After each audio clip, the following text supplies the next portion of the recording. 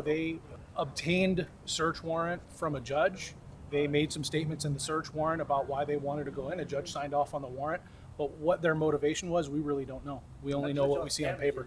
We're just glad that they're doing the right thing and returning the property. And it took some prodding, but we're glad they're doing the right thing.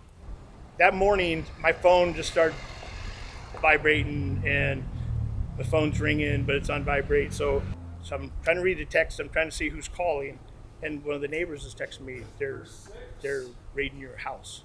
So I get to the end of our street, Second Avenue, and I can see down the street. I get out. I go up to one of the Homeland Security guys that's on the perimeter and let him know who I was. I live there. I walked into a house and I thought, Yeah.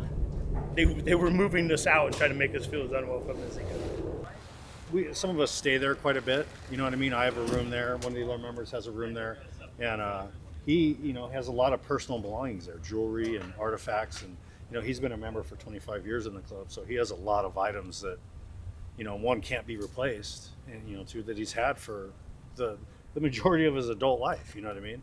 And all the stuff they take has nothing to do with the case that they're trying to put on us.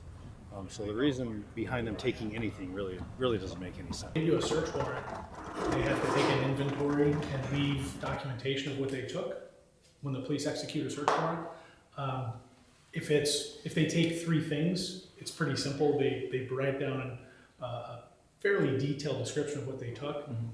For this warrant that they executed, they took, I think it was 127 different items listed on their inventory, but some of the descriptions were pretty specific, and I think will be easy to identify what the item is here. Others are, box of HA hats, and there's multiple entries like that, so it makes it much harder to inventory or to confirm what they're giving back. Is that what was taken? I mean, honestly, when we got there after 6-7 hours and we were allowed to go back on the property, it looked like we had basically, if we were given 48 hours to vacate the property and we had to take everything with us, that's what it was.